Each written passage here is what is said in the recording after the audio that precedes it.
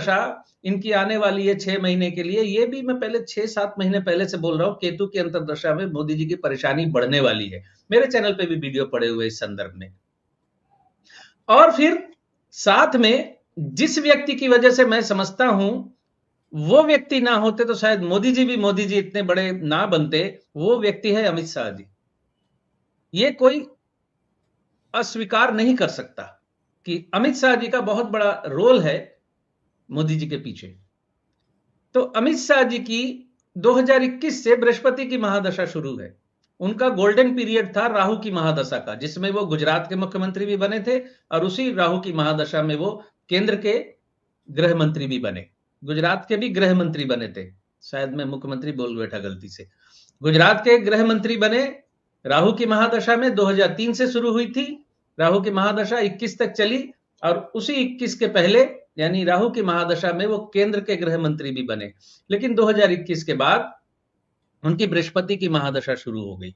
एक तो बृहस्पति जो है शुभ ग्रह है, वो कूटनीति और राजनीति में ना उतना सफल नहीं हो पाता जितना राहु हो जाता है। आप लोगों को याद होगा कि शनि की अंतर्दशा बृहस्पति के बाद शनि की होती है। शनि की अंतर्दशा तक बृहस्पति की अंतर्दशा चल रही थी महादशा में, जब तक कई ऑपरेशन लोटस फेल हुए थे। महाराष्ट्र में फेल हुआ, झारखंड में फेल हुआ। वो बृहस्पति की महादशा में बृहस्पति की अंतर्दशा का कमाल था। शनि की अंतर्दशा फिर उनके लिए सफलता वाली थी और वो थी अब जून 2026 तक। शनि की अंतर्दशा में फिर वो लोकसभा निकल गया। लोकसभा में हालांकि फिर वो महादशा, मोदी जी की महादशा, इन सारी महादशाओं का फल उनको लोकसभा में मिल गया, जहां पूर्ण बहुमत वो प्राप्त नहीं कर सके। और अमित शाह जी की अंतर्दशा अब बुध की चल रही है, शुरू हो चुकी है जून से, जो अगले 2 सालों तक चलेगी। ये बुध उनका लग्नेश है और बुध की जो स्थिति है, बुध राहु के नक्षत्र में है और राहु भ्रम फैलाने वाला नक्षत्र होता है।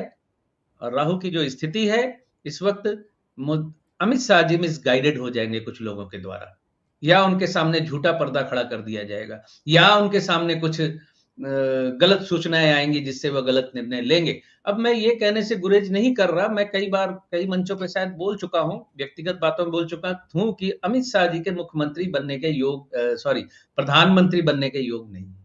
यानी अमित शाह जी प्रधानमंत्री शायद नहीं बनेंगे। 95% मैं कह रहा हूं। आप अभी कहेंगे मैं शायद क्यों बोल रहा हूं।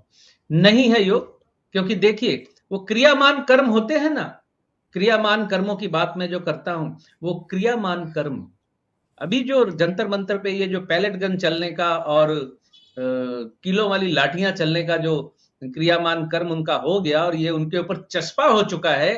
पहली बार अमित शाह जी के इस्तीफे की बात होने लगी है, ये उनके प्रधानमंत्री बनने में हर्डल खड़ा हो गया, बहुत बड़ा हर्डल खड़ा हो गया। इसी को क्रियामान कर्म कहते हैं।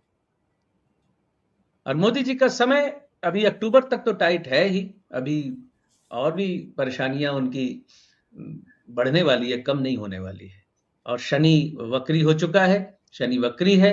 पिछले हफ्ते ही मैं शायद बोला था कि ये आंदोलन अब रुकेंगे नहीं, ये जैन जी के जो आंदोलन शुरू हुए हैं, क्योंकि शनि का जो स्वभाव है, शनि जो है डिसिप्लिन का कारक ग्रह है, डिसिप्लिन का कारक ग्रह है। और जब ये वक्री होता है, ये डिसिप्लिन नहीं रहता।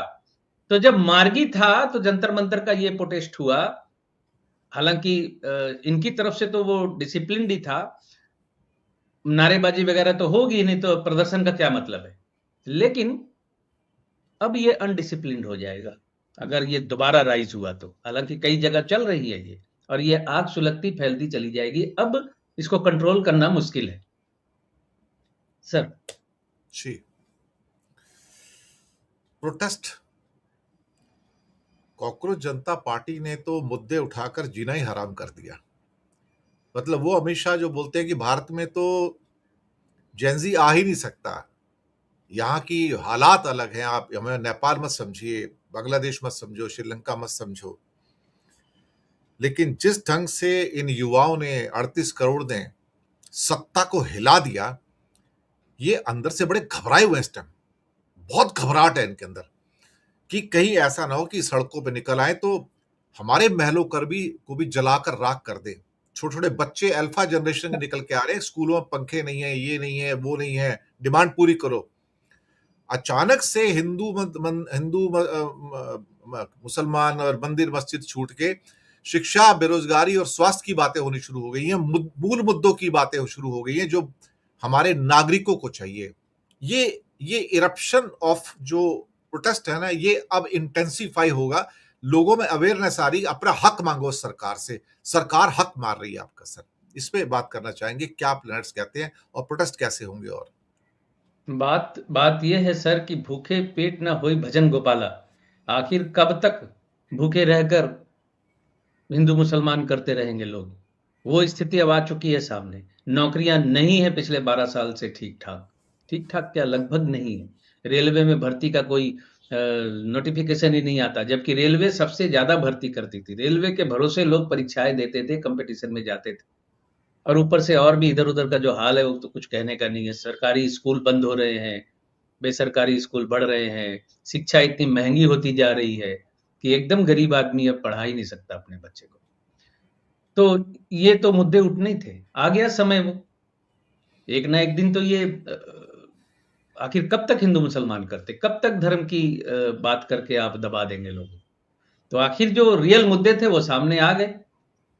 वैसे कल का प्रोग्राम सुनने में आया है कि राहुल गांधी का कहाँ प्रयागराज ना कहाँ हुआ है, बहुत सफल रहा वो। तो मैं मतलब काल की आहट जो होती है, काल जो होता है बड़ा मिस्टीरियस चीज होती है।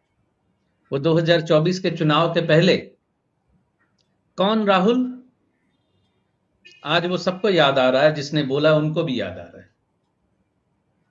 कहते हैं ना कि ईश्वर का भोजन है अभिमान, घमंड, एरोगेंसी, वो ईश्वर का भोजन है। तो शब्द ब्रह्म है। मैं अक्सर व्यक्तिगत आलोचना में कहता हूं कि शब्द ब्रह्म है। शब्दों का इस्तेमाल सोच समझ के किया कर, क्योंकि शब्द उलट के आते हैं।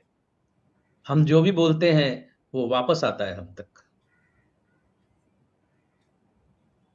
दिलचस्प मोड़ पे है राजनीति, और लगे हाथ मैं ये भी कहूं, फिर दोहराना होगा, करेंगे प्रोग्राम इस पे फिर।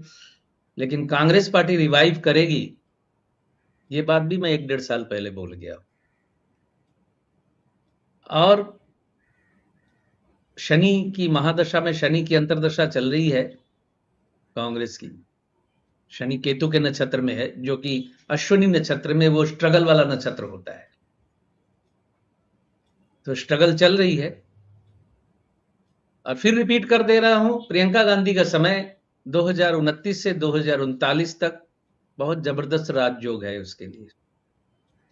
कुछ मित्र हमारे हम पेशा 2024 में प्रधानमंत्री बनवा रहे थे प्रियंका गांधी जी को।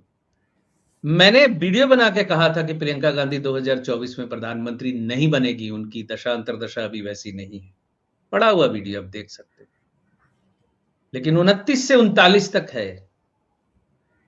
और आज से 7-8 महीने पहले मेरे चैनल पे पड़ा हुआ है, जिसमें मैंने ये वीडियो बनाया था कि प्रधानमंत्री बनना तय है राहुल गांधी का।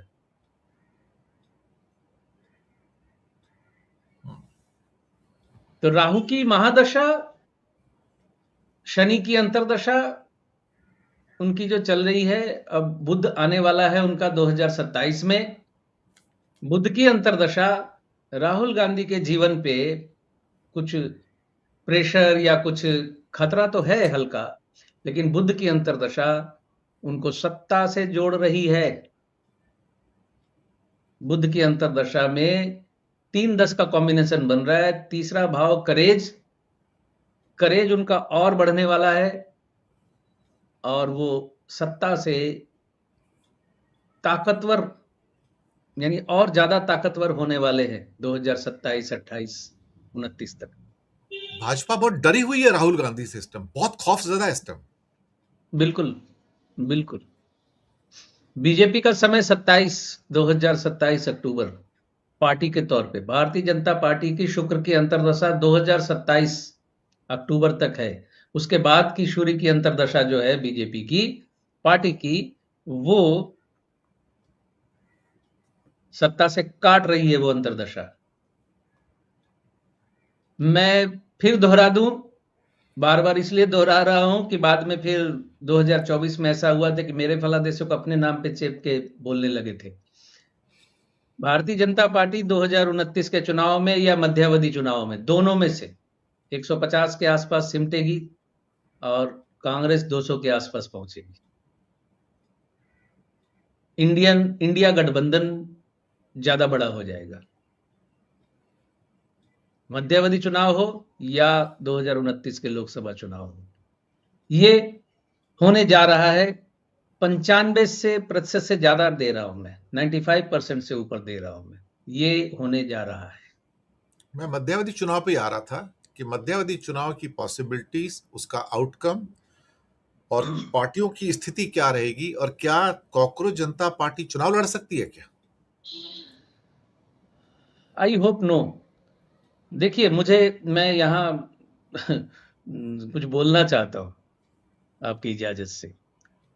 कई बार ऐसा होता है, बंगला में एक कहावत है, फ्रैंकेनस्टाइन, या जिसे कहते हैं भस्मासुर पैदा कर देना।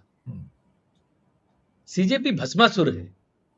सीजेपी जिस वक्त जैसे आंदोलन हुआ था, वो वजह सीजेपी के हाथ से निकल गई है, वो हाईजैक हो गया है। वो आंदोलन हुआ था किसी और उद्देश्य से, और अब इनके हाथ में भी नहीं है। लोग इतने बेवकूफ अब रहे नहीं है पिछले 10, 12, 15 साल के बाद। खास करके अन्ना आंदोलन के बाद लोग हर आंदोलन को शक की निगाह से देखते हैं। तो सीजेपी, आप ये मत अंदाजा कीजिए कि वो अगला केजरीवाल बनने जा रहे हैं या आम आदमी पार्टी बनने जा रही है। वो दौर चला गया सर, वो दौर चला गया। आप देखिए, छात्रों के लिए आंदोलन हुआ, सीजेपी ने किया। राहुल गांधी उसके पहले से छात्रों के लिए बात कर रहे थे, और ये आंदोलन होने के बाद छात्र राहुल गांधी की तरफ ही ज्यादा झुक रहे, कांग्रेस पे ही वो ज्यादा भरोसा कर रहे हैं। क्योंकि आज की जो जेनजी है, या आने वाली जो अल्फा है, जेन अल्फा, वो हमसे कहीं ज्यादा समझदार है। टेक के इस जमाने में हमसे ज्यादा इलेक्ट्रॉनिक गैजेट्स को वो समझते हैं। वो अब झांसों में अब नहीं आएंगे, मुझे लगता है। वो समय अलग था, ये समय अलग है। एक फिल्म थी, आई थी, वंस अपॉन इन मुंबई, जिसमें अजय देवगन थे, इमरान हाशमी थे। इमरान हाशमी के बचपन का एक डायलॉग है, वो मेरे दिमाग में छपा हुआ है। वो हालांकि वो गलत कर रहा था फिल्म में, तो किसी सीनियर व्यक्ति को वो बोलता है, उसने 1-2 थप्पड़ मार दिए उसको, तो वो उसको देखता है, तो वो सीनियर आदमी बोलता है, देखो, डर नहीं, खौफ नहीं, कैसे देख रहा है। तो वो बच्चा बोल रहा है कि मैं धीरे धीरे बड़ा हो रहा हूं और तुम धीरे धीरे बूढ़े होगे, आने वाले समय में मैं तुमको देखूंगा आके। बड़ा खतरनाक बात है एक्चुअली, बड़ा खतरनाक इशारा। मैंने किसी फिल्म में नहीं सुना इस तरह का डायलॉग। बोला, आप बूढ़े होंगे धीरे धीरे और मैं जवान होऊंगा, तुम्हारी शक्ति कम होगी और मेरी शक्ति बढ़ेगी। ये बहुत बड़ा सत्य है। वर्तमान भविष्य से नहीं जीत सकता कभी। आने वाले भविष्य से वर्तमान कभी नहीं जीत सकता, क्योंकि वर्तमान ने अतीत होना है ना। वर्तमान की नियति तो अतीत होना है, वर्तमान की नियति भविष्य होना नहीं होती है।